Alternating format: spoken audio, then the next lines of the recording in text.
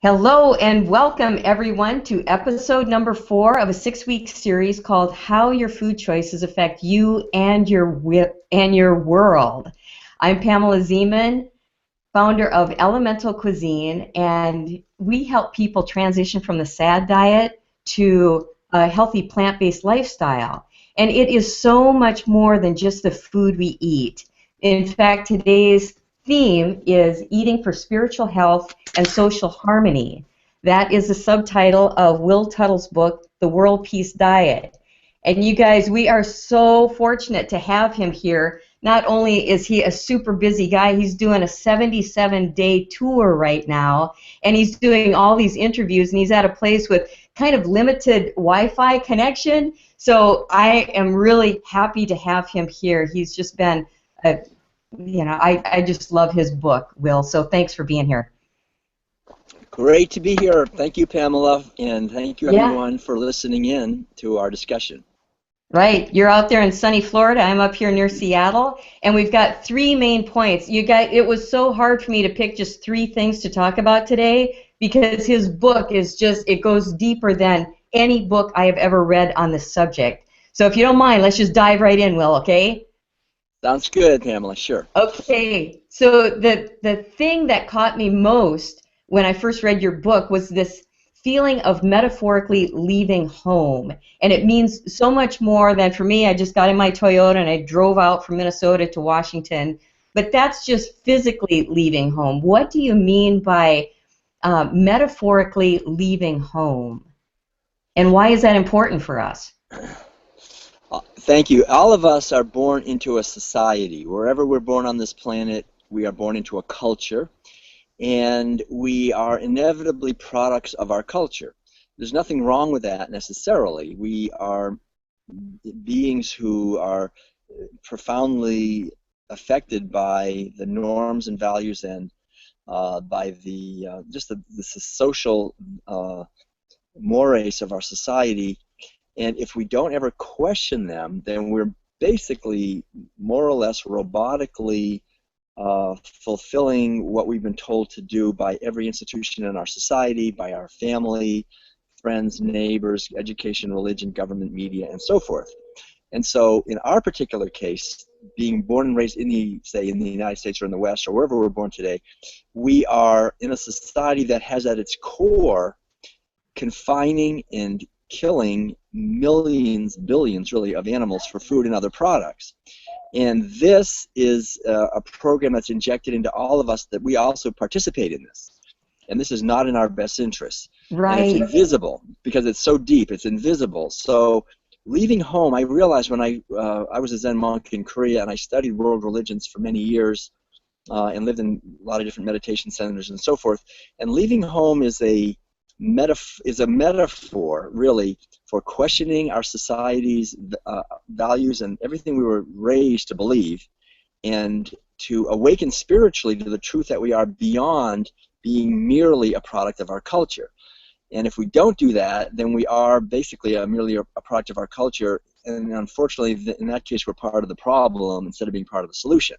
So I think what you're talking about, Pamela, with your whole series here and getting back to elemental cuisine and to a more plant-based way of eating, it's questioning the engine of violence that is churning away continuously at the core of our culture, not only devastating animals and wildlife and hungry people and future generations and ecosystems, oceans and rivers and just literally everything in the outer world, but it's also devastating to the inner landscape of our consciousness because it forces us to repress our natural intelligence and compassion for animals and for other human beings and to desensitize ourselves. So that's why leaving home essentially is recapturing our inherent compassion and wisdom and beginning to be, as Gandhi said, the change that we would like to see in the world, beginning to be a force for the healing of our society and to begin to be part of the solution to the huge number of dilemmas that we're having and that we're creating here. Yes, and why is it easy for people to question some things in their world and not other things? Melanie McDonald has a really fabulous question where she's asking, why she's noticed on forums that some people can talk about gun control and the education system and a lot of other venues, but when it comes to what they're eating, a lot of times people just push back. It's like they don't want to talk about that particular issue. Does it go beyond societal conditioning into more of this primal need to survive, or is it deeper than societal conditioning? Yeah, that is a good question. It's not the primal need to survive; it's the primal need to fit into our culture. You know, as human beings, we are profoundly social beings. In the old days, really, to leave one's culture, to leave one's village, you know, to be cast out of one's village or to be cast out of one's society was basically to die. You know, so it is survival, and I think that's one of the reasons why people are very afraid of going vegan. There's a couple of things. I mean, one is to not eat what everyone else is eating. You know, our entire social life is organized essentially around food, where we eat meals together, and this is true of every society. The main ritual in any society is the meals that people share together. This is the primary way that any culture transmits its values from generation to generation. So questioning our culture's food choices is the very deepest question we can do. It's way beyond questioning gun control or education or abortion or you know, political things, whatever. This is you know, food is something we do every day for not only for our own survival, but at a deeper level as part of as affirming that we're part of our society. So in many ways, when we go vegan or we move to a plant-based diet for ethical reasons, we're actually creating a new world. We're creating a new society. We're creating a new type of community that is, instead of being based on disconnecting and violence and this old story, which is very toxic, that human beings are different than other animals, that we're essentially superior, that we are entitled to dominate and exploit them however we want. This is a devastating story that we are told as little kids, not directly, but indirectly, through basically being forced to sit down and eat bacon and cheese and hamburgers and fish sticks and cheese and milk and eggs. That's what we're learning. We don't tell the stories directly. We tell it indirectly, which makes it much more powerful. And it's told by our parents, you know, and the people that are most deeply connected to us. So that's another reason why people have a very difficult time questioning this. It's not about survival, but it is about questioning, you know, the infant indoctrination that came pre-verbally, before we could even speak. We're getting in little baby food jars of veal and chicken and turkey and cheese and beef and so forth from our mothers and fathers. We're getting indoctrinated at this very deep level that we should eat this food. So it's really, to me, almost a miracle that anyone actually goes vegan in our society, because it takes the capacity of waking up from the cultural trance and being able to somehow be psychologically and emotionally mature enough to leave home, to question our mothers and fathers' barbecues and pot roast and ribs and the thing that, because they gave, as a little kid, getting food from our parents is really not only symbolically but literally also being loved and cared for and appreciated. And so it is at that deep level about survival. So I think, you know, the question is true on that level, but at a deeper level, what we're talking about is not so much survival. I mean, it's well understood that we can thrive on a plant-based diet, so that's not the issue. The issue is the powerful indoctrination that comes from every institution in our society, especially our own parents. Yeah. And teachers and ministry. Yeah. Every society. It goes Right. so deep. Will, you don't know this, but I first got your book. This was written 10 years ago now, but I got it when I was going to a retreat up on Cortez Island, which is this beautiful, beautiful island, and I took this book along. I didn't know a whole lot about it, but when I started reading it, I could not put it down, because the connection you make with our intelligence, because intelligence is all about connecting the dots. And I know with a lot of people, they don't want their kids to know what they're eating. It's like, don't bring it up. Don't tell them about that. But if they're not connecting the dots and seeing what it is they're actually eating, that limits their intelligence as well, wouldn't you say? Yes, absolutely. That's a key point. You know, A lot of people are afraid to tell their children anything that they think might upset them about food. And so children are more or less, in most cases, kept in the dark, unless they're raised perhaps on a farm where there's pigs and cows and they're told they have to go out and, I mean, there's a lot of violence towards children in this society in terms of direct and indirect violence, forcing them. I would really think that in many ways forcing children to eat animal foods is a form of violence. It's something that we do. We think we're doing something helpful to our kids, making sure they're getting plenty of protein.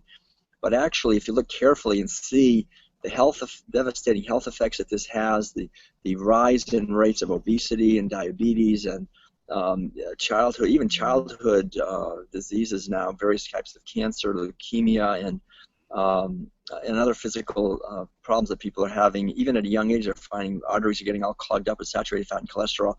But at another level, psychologically, it conditions us in a very damaging way to just essentially look at beings as things rather than as beings. And when we look at a being as a thing, then it's easy to be cruel and to them in our behavior toward them and abuse them, which is what we do as a society. So essentially, little kids, all of us, when we sit down at meals, we're being enrolled in a program of abuse of animals and hungry people and slaughterhouse workers, and there's many beings that really suffer because of this, that have to do violence or have to suffer from the violence, wildlife and so forth.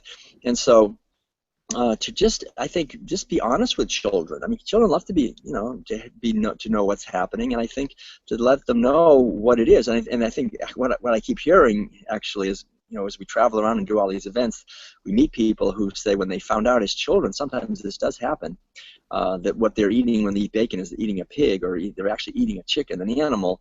They refuse. This is the childhood natural wisdom. I think we just say, no, I refuse to do that. But if we find out too late and we're already doing it, and by that, which is what happens to most people, then we're kind of we just repress the natural intelligence and compassion that we have, and now we're part of a culture that really, unfortunately, will go to war and kill people, and will destroy rainforests and ecosystems and just allow it to happen. And so what I think veganism is essentially is this individual and cultural awakening out of the trance, and it's something I think we all really need to make an effort to do more and more thoroughly within ourselves. I think even going vegan, which is a wonderful thing to do in the sense that it's no meat, no dairy, no eggs, no wool, no silk, no leather, no this and that and the other. But I think we have to even go beyond that so that we're actually living with kindness and compassion for everyone, animals and human animals as well. Exactly. And I think it goes back to the whole point of questioning everything. Question these things. Like, our parents didn't question, and so we just took on what they believed in. I grew up on a farm, and we were out chopping heads off chickens, and actually when I saw this cow be butchered, I mean, it was paralyzed and it was being dragged onto a trailer, I looked through that cow's eyes. And you say in your book something about when we start to look through different eyes. We're looking through Right. different eyes. It is like this huge awakening. It's just like, oh my gosh, like, I mean, I just started changing my diet at that point, but now I'm realizing through your book and all of this that it's about our intuition as well. It's like really tuning into our intuition and our creative purpose on this planet. And you talk about karma, like how when we're imprisoning animals and they can't fulfill their natural purpose in the world, then how are we supposed to fulfill our natural purpose in the world? So many of us are saying, what's my purpose? I don't know what to do in this life, but I really do believe it's a karmic thing that comes right back around to us. Well said, Pamela. Yeah, that's exactly true. It's something I think I have a whole subchapter in the World Peace Diet called "As We Sow, So Shall We Reap," and the basic idea is that everything that we do to animals, the various diseases that we inflict on them, the physical, psychological, and social violence we do to them, we find actually happening to us as human beings because of the mindset and because of the behavior that we're engaging in harming animals.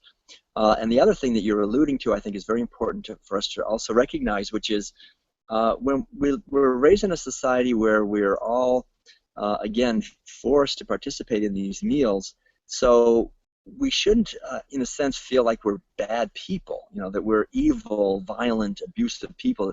The fact is that we are behaving very badly in terms of our treatment of animals and ecosystems. We are abusing, torturing, and killing billions of animals as a society. The thing that is disturbing, in a sense, is that it's being done by people who feel that they're good and loving and caring, people who are just eating what they've been told to eat, and they don't think about it. So the problem more is not that we're evil or violent. We're basically complicit in a system that represses our capacities to make connections and essentially encourages all of us to go along with it in a very powerful way, through social indoctrination from the time of little infants all the way up through our entire lives, through advertising and social pressure. And so going vegan is not really difficult of itself. I think what's really difficult about going vegan is other people, the reaction other people have, and not only friends and neighbors and families, but also those in power, like doctors, for example, who very often discourage people, and very often even ministers or religious leaders very often are eating meat and dairy and giving the example that this is what spiritual people do. And so it really requires us, as you say, to connect with our intuition, with an inner locus within our own wisdom that will guide us to live our lives not being merely robotic performers of actions that have been injected into us, but actually taking responsibility for our lives and contemplating as deeply as we can how we should be living, how we would like to be living, and then following in that way. And I think the more people that do that, the more we have a chance of turning the ship around, because I think what we can see is that with the massive environmental devastation and social devastation of animal agriculture and the mentality of violence that it entails, we are, maybe for the first time in, I don't know, ever, where humanity is at the brink of complete destruction of the earth and really of ourselves if we continue on. So it's very important, I think, for us to see that what you're talking about these are not just sort of academic discussions. This is about what's the absolute most important thing we can be thinking about and talking about in terms of surviving and thriving and living the way we're supposed to on this planet. The stakes are very high. So what would you say to people? I have met many people who say, I am a vegan, but I don't tell anybody about it. I want to go to these social gatherings and not cause any problems or anything like that. So there are a lot of people who really do want to eat more of a plant-based diet, but they're afraid when they go out to speak up about it. What would you say to people like that? What could you give them to help them kind of be more vocal about it and to actually speak their truth? Because I believe we're sort of living a lie if we're closet and we don't really want to tell people about it. We don't want to push people away. Nobody wants to do that. But what would you say to people that would help them to actually be proud of who they are and their values and what they believe most in their lives? Beautifully said. You said it really well. I think you're right. It's very tempting, I think, as vegans to want to be in the closet, not say anything, because the alternative seems to be then to be angry and upsetting people and be rejected and be alone and be isolated. And neither one of those is very nice. If you're a human being, we don't want to be either isolated and alone and angry all the time, or we don't want to be in the closet and living a lie all the time either. So, but I talk about, actually, in some of my articles about how we go through stages in veganism. We start out at the beginning, just figuring things out, and then after a while we get to the angry vegan or the closet vegan stage, either one of which is very, very healthy.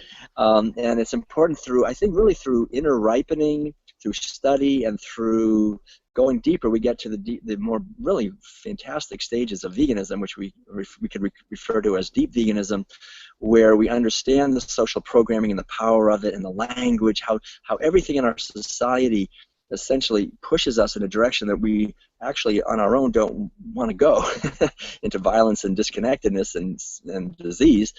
And so we begin to realize that we can talk to people in a way about this where we're not judging them and blaming them and shaming them about it, that we're all on the same, basically on the same side. We're all, in a sense, wounded by our cultural program, and that the more we can understand that and see it and live our lives in a way that helps to heal that in ourselves, and we naturally will be able to help others heal that as well, so that we're friends with people. We're not coming to attack them, and then we don't have to be in the closet, or we don't have to be angry. I definitely noticed those stages in myself too, because when I first became aware, I was like, you know, the atrocity, you're just like, oh my gosh, people don't even know about this, and they're just happily eating pizza and all of this stuff. And for me, as a little kid, I saw like a cow being butchered. I saw the limbs and everything just cut off, and it was so devastating. So I can totally relate when people get angry about it, because it's like, don't you see this? But then after a while, like, I've kind of eased into it, and I'm on a journey myself, just like everybody else. But it's like, okay, I ate all that stuff at one time, and I've been there, so I have more compassion now, and I understand what it's like to feel like you are the only person out there doing something, and like you're not part of the tribe anymore, and it's scary. It's really scary. So I kind of breathe a little bit now, and it's easier in realizing that we're not all just for animal welfare, we're for human welfare as well. Right. And the planet. I mean, who doesn't love nature? Everyone I've talked to, it's like they so love nature, but maybe just don't connect the dots with what animal agriculture is doing to the rainforest, for example. There's just so much we could talk about here. Right, exactly. It's people just don't know, partly because two reasons. One is they really don't want to know because they're afraid that if they knew, they would be able to enjoy the foods that they identify with. The other thing is that these very powerful forces at work that don't want people to know. I refer to it as the military-industrial, meat, medical, pharmaceutical, media complex. And really, in many ways, as the new movie Cowspiracy shows, you could maybe say the environmental group complex too, because really even the environment groups and the global warming groups and the rainforest action groups and the ocean protection groups, as well as of course the industries and the corporations and the government and the media, none of them really want to make these connections because they're mainly concerned about their own interests, unfortunately. And so what veganism is about essentially is caring about others, as well as ourselves, of course, at a deep level, but caring about the welfare of everyone, caring about the welfare of the animals, of ourselves, of our children, and of our society, and of our earth as a living being. And when we do that in an authentic way, not just theoretically, but actually living it, then we are for sure going to be drawn to a plant-based way of eating as a way of expressing this. And it is that we'll be just as healthy, or probably a lot healthier physically than we would be any other way. Right. And for those, because of the audio, if you didn't catch it, the name of that documentary is Cowspiracy. It's excellent. It really is an eye-opener for the environmentalists out there, too. There's just so much I want to talk to you about, Will. It's crazy. Let's see. Oh, yeah, Tamara has a question, and her question is, what do you say to people who have tried to go vegan, plant-based diet, but yet their energy level kind of goes down and they don't feel like they have the energy they need in life? What would you say to them? Okay, what I'd say to them is we live in a society where we're taught that we should eat a lot of protein.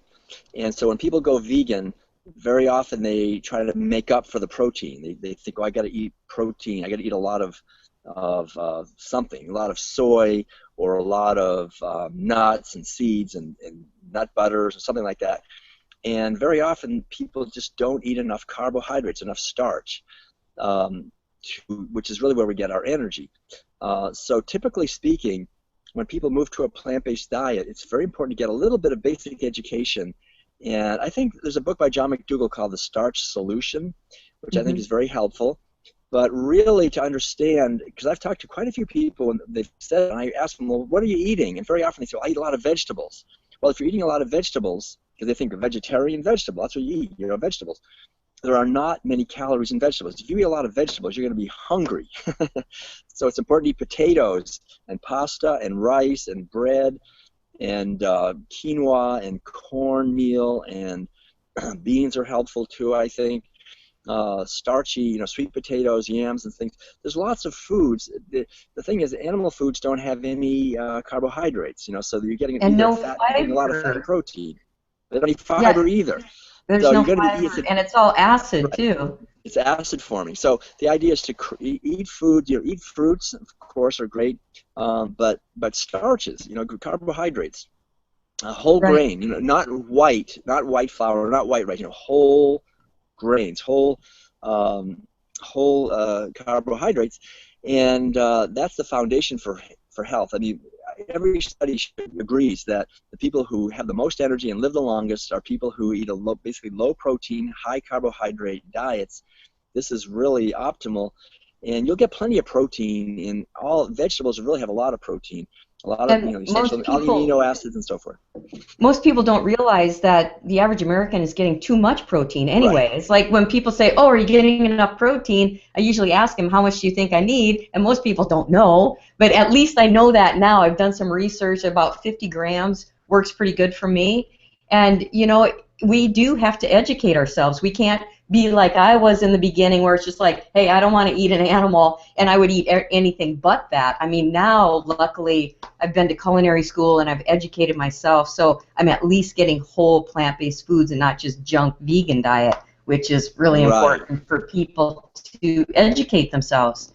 And Yes. that's taking our responsibility for our own health. So many of us are trying to be more responsible for our life in so many, financially, in all these different areas, but we have to educate ourselves, because what they brought into the school system was just propaganda from the meat and dairy, and that's the nutritional guidelines, so we have to educate ourselves.